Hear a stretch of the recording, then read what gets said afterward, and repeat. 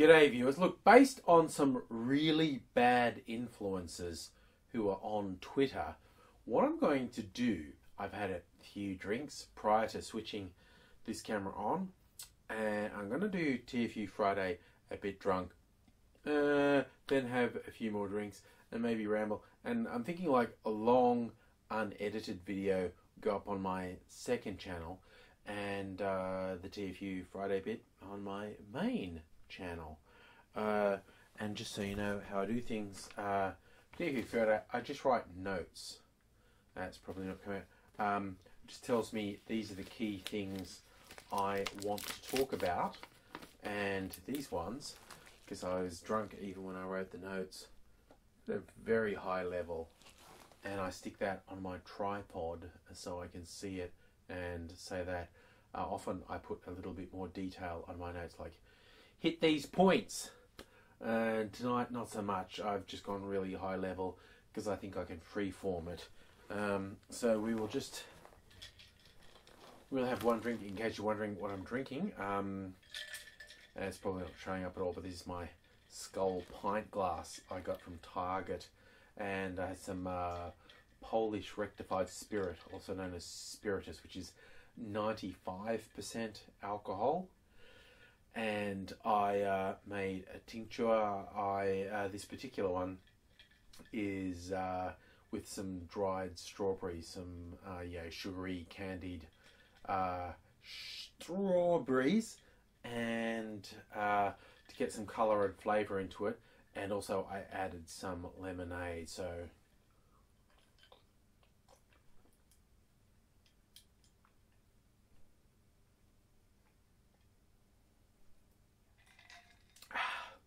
okay, that was for the Archer fans. I'll put that over there now, and we will get started with TFU Friday. G'day viewers, the end of another week means it's time for Totally Fucked Up Friday. And honestly, I was going to do stuff apart from the Australian government, but they keep providing me with material, and the viewers keep enjoying me going on at length about how fucked the Australian government is. And I swear, I'm actually just culling it. Of all the things I could have talked about the Australian government, I'm culling it down to a few things. There are lots of stuff around the world, but I'm sorry, I live here in Australia and I see this shit. I'm not even touching on the burqa shit that's been happening in Israel. Burn the burqa! And they're not even talking about the burqa. They're talking about the niqab.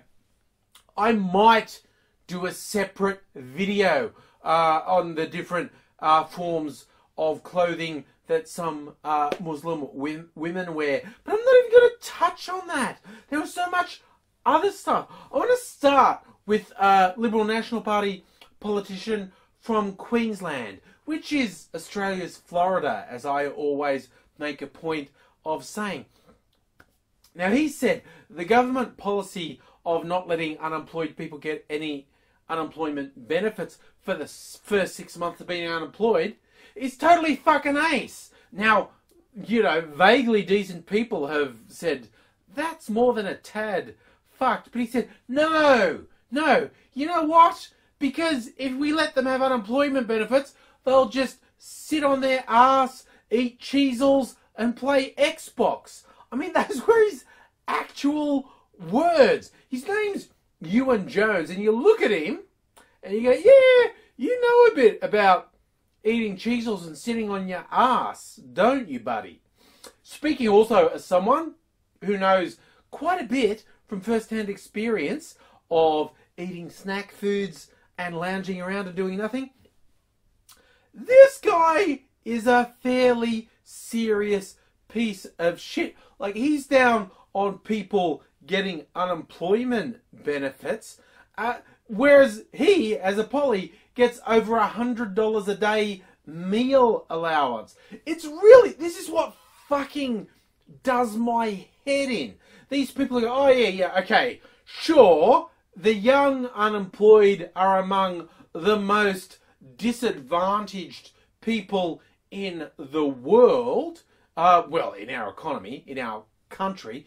And yeah, sure, me as a Polly, I have hundreds of thousands of dollars at my disposal. Oh, and I get $100 a day meal allowance. But I think I'll shit all over the people who have the least. I think I'll make them so fucking scared they will never say boo to a boss again. They will take a job down a mine 1,000 miles from their nearest family member.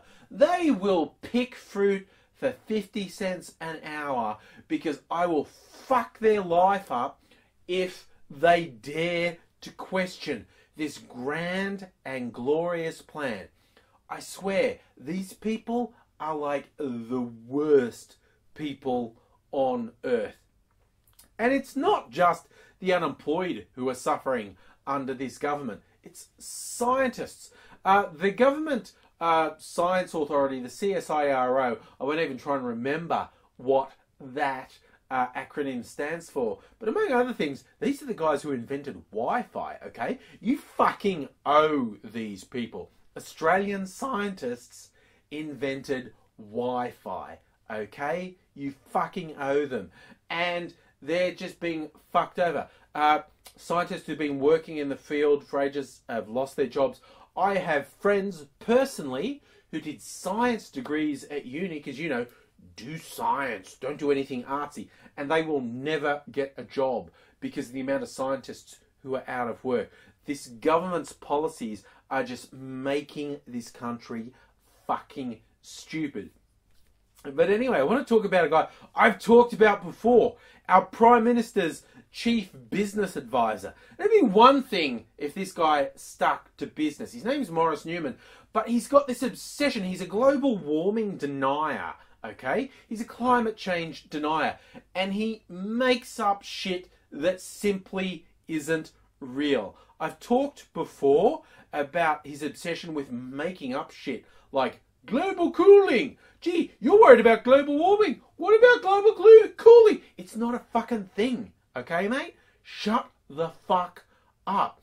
And in the last week or two, he's been mouthing off about, oh, the Bureau of Meteorology, they've been making stuff up. Oh, they've been fudging temperature data to fit this fiction of climate change. Like, okay, dude, even without the Australian Bureau of Meteorology, climate scientists around the world, 95% of them are sure humans are causing climate change. You know, the most recent study showed that it's like 1 in 100,000 chance that the rise in temperatures is not caused by humans. You know, it's essentially we're fucked and we're doing it ourselves. But he's got about, oh no, they're temperature data. They do this thing called normalizing, which means faking. It's like, dude, it's science.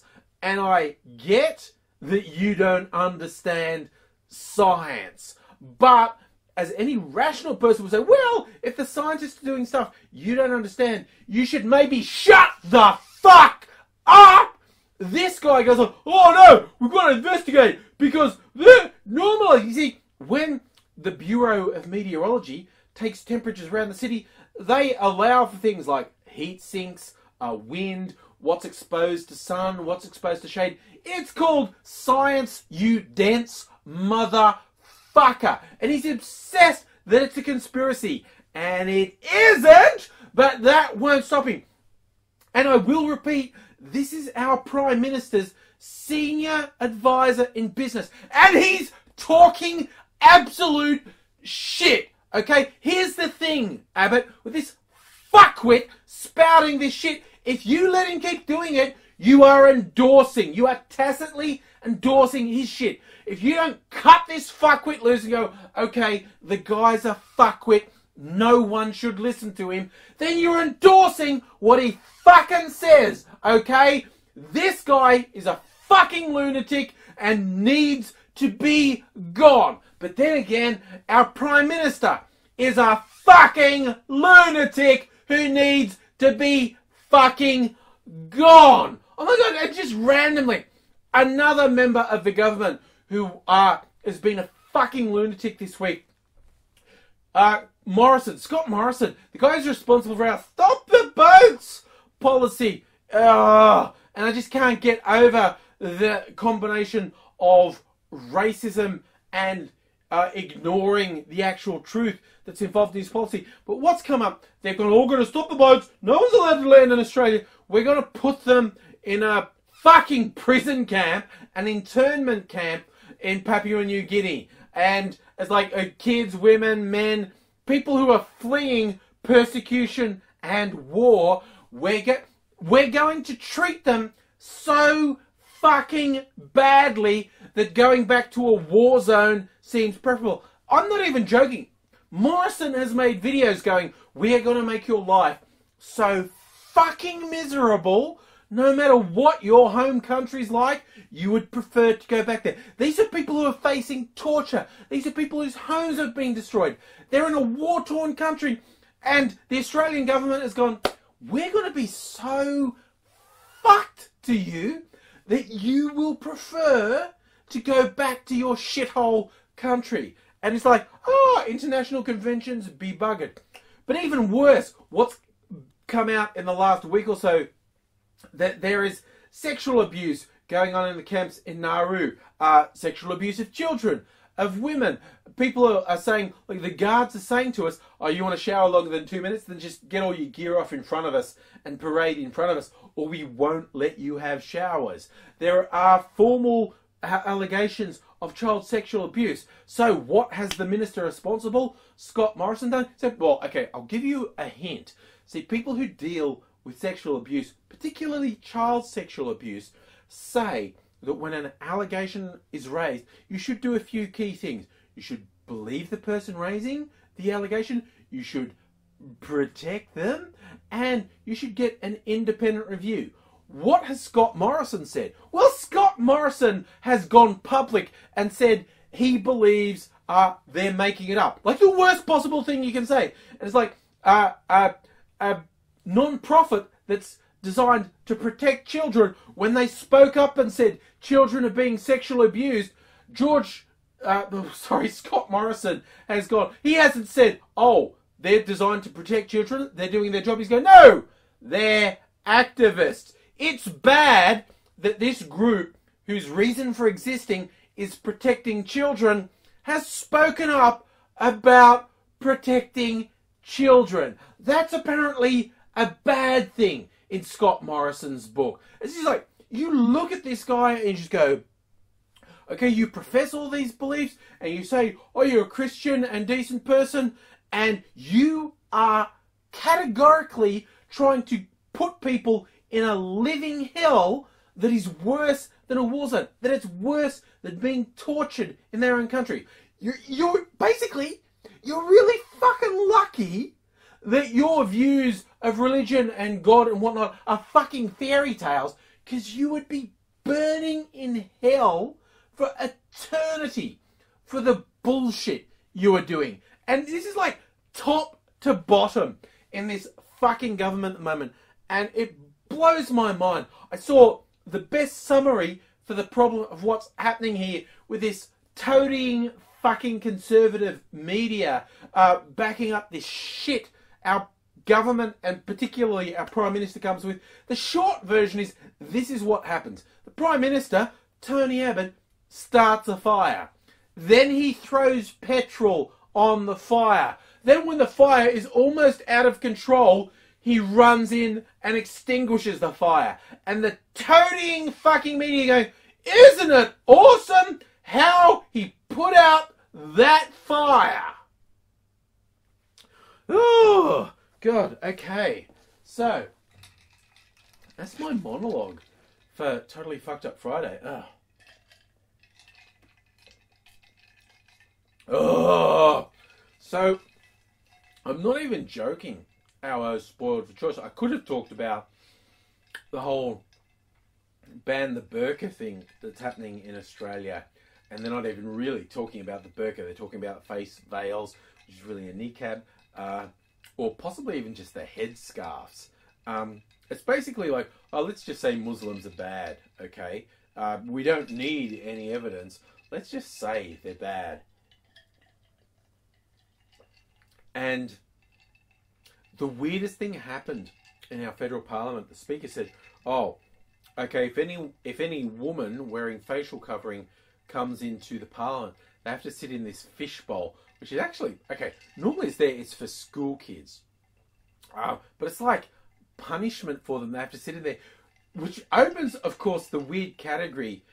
If they're dangerous, why are you putting them in with school kids? And then after the fact it came out, it was not actually about security at all. It's just that they had heard a rumour that some activists were going, because they were saying all this anti-Muslim stuff and all burn the burqa. Some activists who weren't actually Muslims were going to show up in niqabs or burqas at Parliament and demand to come in and cause a furor. And so to control them, they were going to put them in this little glass-walled enclosure. So it's like, could you people be any fucking worse? It's like, you're making shit up and you're lying. But I have to admit, the other big story in Australia, namely our armed forces being committed to taking on the Islamic State militants, this is where I've become a bad lefty. Because if the military are allowed to make proper decisions about killing those fuckers, I'm kind of okay with that. Politicians, not so much, because they're so scared of how they appear in public and opinion polls and whatnot. They make bad decisions and put the military in harm's way and don't protect them properly. But if you let the military just say, oh no, if we do this, this and this, we'll kill those fuckers. Yeah, I'm kind of okay with that. Because those dicks are killing anyone who's a Muslim but not from their particular sliver of Islam. And they're kidnapping women, children, and enslaving them and forcing them to bride. It's just fucked. And if you can actually kill those pricks effectively, kind of all for it. God, what else could I ramble about here? What's happened? There's that shit. Oh! Ebola. How good is Ebola? As in, we're all fucked. Like, okay, the one person who was infected managed to land in the US and may have contacted other people. That's probably not a big deal. Maybe it will be contained in Africa, but that's not necessarily good news. Like previous outbreaks in Africa where the death toll has only been in the dozens, and in this case it's looking to be in the thousands. I have to admit, it was probably a couple months ago, certainly it was weeks ago, when I saw the first story about someone getting on a plane and going between countries in Africa without being diagnosed and then landing in a city of millions of people infected with Ebola. I thought, this could be bad. Is this the thing we're going to look back on and go, oh, that point there, when infected people were actually able to move between cities of millions of people, is that like beginning of the end type of thing? It's looking not good, essentially.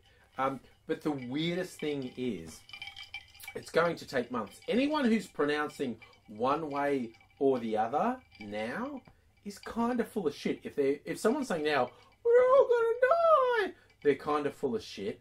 And if someone's saying now, we're definitely all safe, they're also kind of full of shit. It's going to take months, maybe 6 months. If we get to 6 months and it hasn't got much worse, and I don't want to dump on you, Africa, but you're kind of fucked. If it's still limited within Africa in 6 months, then Africa's probably fucked, but the rest of the world is probably okay. But, you know, if it spreads, it's very easy to spread across land from Africa into the Middle East and into Europe. There's a bit of a leap where a guy got on a plane and went to the US. So, I honestly don't think the US is at the highest risk. I think the Middle East first and then Europe is at the most risk. But fuck, anything could happen. This is the weird thing. Anyone who's pronouncing in sweeping terms it's got to be either all right or all bad is kind of bullshit. What we should be doing is putting as much resources as possible into constraining it in Africa.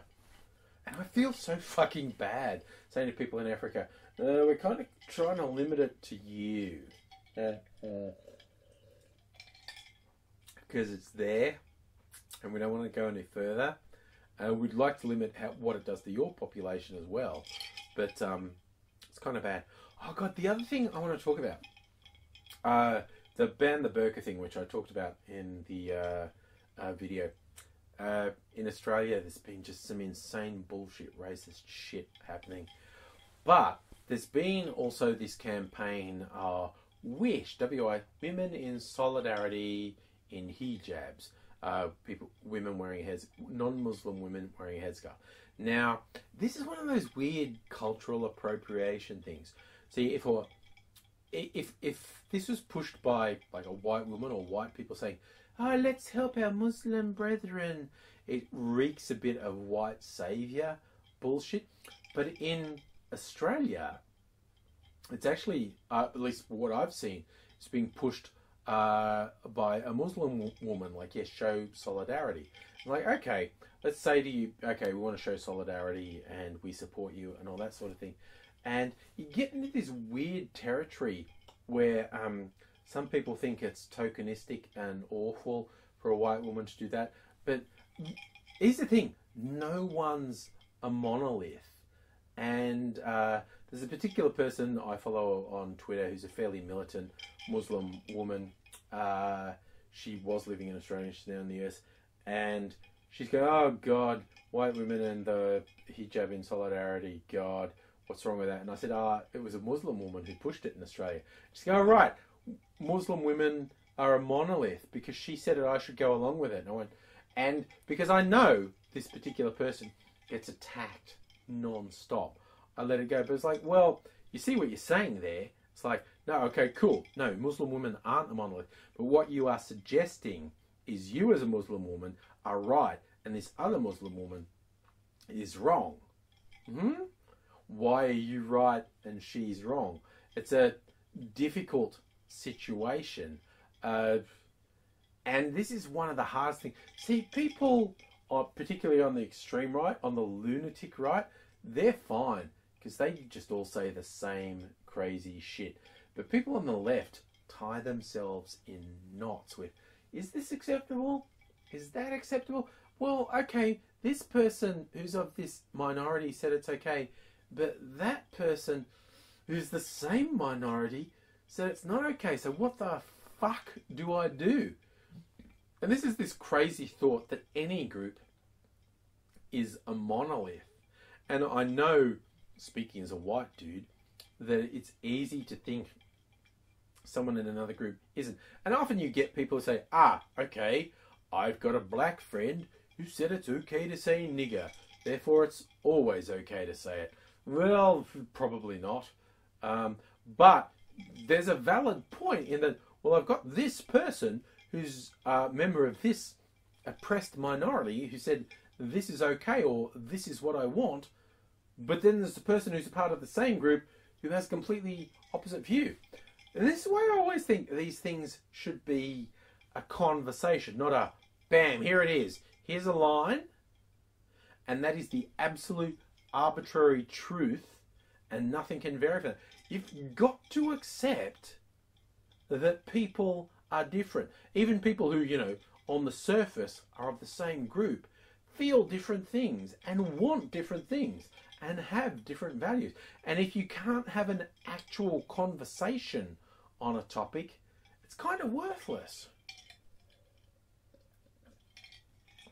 And one of the biggest things that really brought this home for me, Aidsy and I, when we do some of our videos, we actually do a bit of research, and particularly with conspiracy theorists. And I frequently say conspiracy theorists are fucking idiots.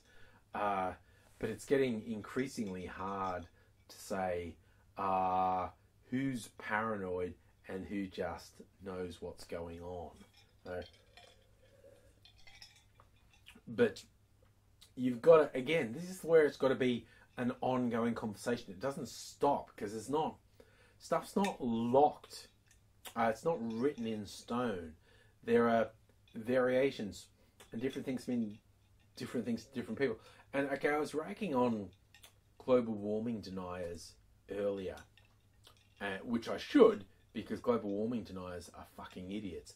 But when I really looked at it hard, I thought, I can see where they're coming from. There's a way of life that people on the right value, and they've had to deal with hippies and dipshits telling them their whole life, you're bad, okay?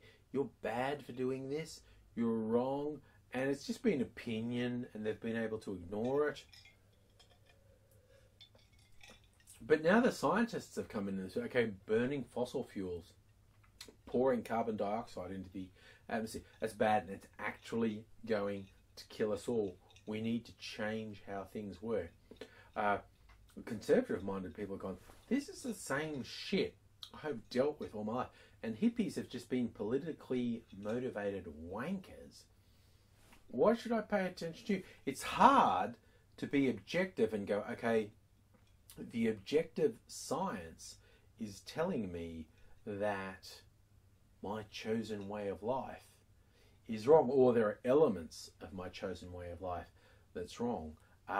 When science is telling you the same thing annoying fucking hippies tell you, it's hard not to go, well, I think you're just being annoying fucking hippies. So I guess that's the challenge to my conservative-minded friends. Can you step back from the politics? And I get that greenies are fucking annoying, okay? I get that. But the simple fact is, and fact is the thing, the scientists telling you, no, we're all going to fucking die if we don't do something about this. Oh my god, this is just about done now. So, and I get, and some of my lefty friends who watch this go, what, do you really mean conservative-minded friends? Yeah, I've made really good friends online with quite conservative people because I'm an open speaker, and there's a lot of conservative people who just value open speaking and not being bound by ridiculous political limitations. They go, no, speak your fucking mind, be an individual. That's what I like. So that's the challenge I throw out to my conservative friends, because I do acknowledge that when we talk about climate change specifically, the science seems to be saying the hippies were right all along. And I get that the hippies are fucking annoying, okay? But when the scientists, like I say, when 95+% of peer-reviewed published studies into climate scientists have said, we're in some serious fucking shit now, sometimes you've got to step back from the politics and go, we probably need to take some steps now. Or we're going to face some really bad shit.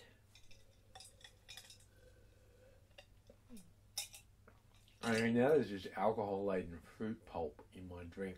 I'm going to leave it there. I hope you enjoyed this ongoing diatribe from me. Yeah, I'm probably done now. And I will upload the TFU Friday, but this long version will take a day or two longer to go up. And I hope you enjoy it. And I'll see you again soon.